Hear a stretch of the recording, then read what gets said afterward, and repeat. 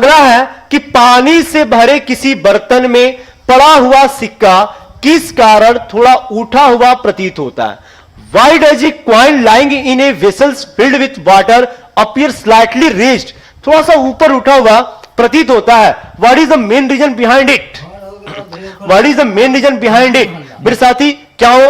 Due to reflection of light, due to refraction of light, due to diffraction of light and due to scattering of light. आपको बताना है कि किसके कारण. ठीक है, तो ध्यान देना मेरे साथी, हम लोग यहां बात कर रहे हैं कि पानी से भरे किसी बर्तन में पड़ा हुआ जो सिक्का है वो किस कारण. मेरे साथी रिफ्लेक्शन के बारे में बात कर रहे हैं. आपको पता है कि जब प्रकाश की किरणें किसी समतल सतह से टकराती है और पुनः बैक हो जाती है, यानी उसी माध्यम में रिटर्न हो जाती है, जिसे हम लोग प्रकाश के परावर्तन के रूप में जानते हैं. याद रखना, ये जो परावर्तन का जो सबसे अच्छा उदाहरण है ना, हमारा मिरर है, दर्पण है, दर्पण. ध्यान देना मेरे साथी, रिफ्रैक्शन क्या होता है? जब प्रकाश की किरणें किस माध्यम से, किसी एक माध्यम से दूसरे माध्यम में जाती है तो सीधी जाने के बजाय इसके पथ में विचलन हो जाता है, लेकिन डिपेंडेंट करता है कि वो कहां से कहां जा रहा है. तो मेरे साथी याद रखना, अगर हम लोग बात कर रहे हैं कि जब प्रकाश विरल से किस माध्यम में, तो सघन माध्यम में जा रहा है, यानी हम लोग बात कर रहे हैं कि रेयर मीडियम से किस मीडियम में, डेंस मीडियम में जा रहा है, तो प्रकाश की किरणें जो है, जो अविलंब होता है, अविलंब बोले तो जो नॉर्मल लाइन होता है, इस नॉर्मल लाइन की तरफ हो जाता है. अविलंब की क्या होता है? अविलंब की ओर होता है. इस चीज को आप लोग ध्यान देना, लेकिन यह अविलंब की ओर होता है. लेकिन वही हम लोग बात करेंगे कि जब हमारी प्रकाश की किरणें सघन से विरल माध्यम में जाती है तो वो जो अविलंब से क्या होता है साथी, तो याद रखना, अविलंब से दूर हो जाता है. इस चीज को आप लोग याद रखना, जिसे हम लोग प्रकाश के अपवर्तन यानी रिफ्रैक्शन ऑफ लाइट के रूप में जानते हैं. इस चीज को आप लोग ध्यान देना. उसके बाद मेरे साथ हम लोग बात करते हैं कि यह जो प्रकाश का अपवर्तन होता है, इसके कारण कौन कौन सी घटनाएं हमारे दैनिक जीवन में देखने को मिलती हैं. तो सबसे पहले याद रखना मेरे साथी, जो बर्तन में पड़ा हुआ सिक्का है ना, यह ऊपर उठा हुआ प्रतीत होता है.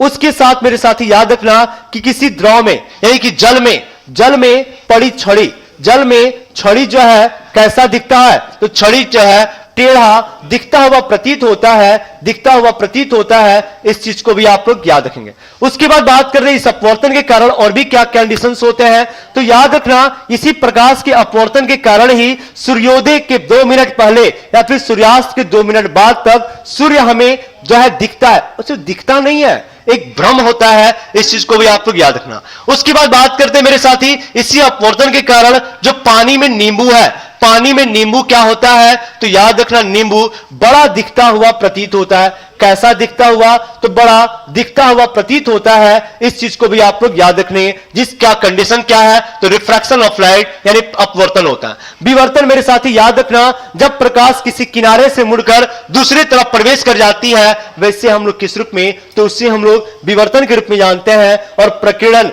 जब सूर्य की प्रकाश की किरणें हमारे वायुमंडल में आती है तो धूल करके पड़ने के कारण वो जो है पूरे के पूरे स्कैटर हो जाती है, छितरा जाती है, बिखर जाती है, जिसे हम लोग प्रकाश के प्रकीर्णन के रूप में जानते हैं. इस चीज को आप लोग याद रखना. इसका आंसर बी करो. अगला क्वेश्चन है कि बीसीजी का टीका नवजात शिशुओं में कितने दिन के भीतर लगाना चाहिए. अरे भाई बीसीजी का टीका लगाया क्यों जाता है? बीसीजी के बारे में बात कर रहे हैं. ये जो बीसीजी का टीका है वो किसके लिए, जिसे हम लोग बैसिलस कॉलमेट-ग्यूरिन के रूप में जानते हैं. और यह जो कितने दिनों के अंदर, तो यह जो है यह जो जन्म के तुरंत बाद यानी कि 24 घंटे के अंदर, ध्यान देना मेरे साथी, 24 घंटे के अंदर जो है इस टीके को लगाना अति आवश्यक होता है. इस चीज को भी आप लोग ध्यान देना. इसका आंसर क्या करोगे, तो इसका आंसर आप लोग सी करना. इसका आंसर क्या करोगे साथी, तो इसका आंसर आप लोग सी करोगे. ठीक है, अगला क्वेश्चन आप लोग के सामने है. अगला है कि पोलियो का टीका सबसे पहले तैयार किया था.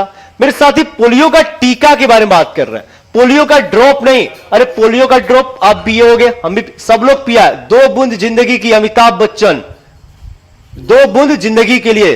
ठीक है, ध्यान देना, जिससे हम लोग क्या बोलते हैं, पोलियो ड्रॉप के रूप में जानते हैं. तो जो पोलियो ड्रॉप होता है, इसकी अगर बात करते हैं, इसका खोज किसके द्वारा, तो एक वैज्ञानिक, जिस वैज्ञानिक को हम लोग किस रूप में, तो अल्बर्ट सॉबिन के रूप में जानते हैं. इस चीज को आप लोग याद रखना. अगर वही हम लोग बात करते हैं कि जो पोलियो वायरस है, इसकी खोज किसके द्वारा, तो यापर के द्वारा किया गया था. यापर ने इस पोलियो वायरस की क्या किया था, तो खोज किया था.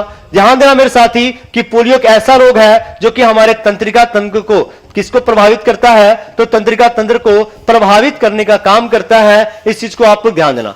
उसके बाद बात करते हैं मेरे साथी, ध्यान देना कि अगर हम लोग बात करते हैं कि पोलियो के टीका की खोज किसने किया है, तो जॉन ई साल्क के द्वारा पोलियो के टीका की खोज की गई थी। इस चीज को भी आप लोग ध्यान देना। जल्दी से कमेंट बॉक्स में बताओगे कि लुई पास्चर ने किसका खोज किया था, किसके टीका का खोज किया था। अगर हम लोग बात करते हैं लुई पास्चर, तो दूध के पास्चराइजेशन की भी खोज किया है, लेकिन किसके टीका का खोज जो है इस लुई पास्चर के द्वारा किया गया था, इसके बारे में आपको बताना है। तो जल्दी से कमेंट बॉक्स में बताओगे, जबकि हम लोग जोसेफ लिस्टर के बारे में बाद में बात करेंगे अगले क्वेश्चंस में, और इसका आंसर क्या करोगे, तो इसका आंसर आप लोग बी करेंगे।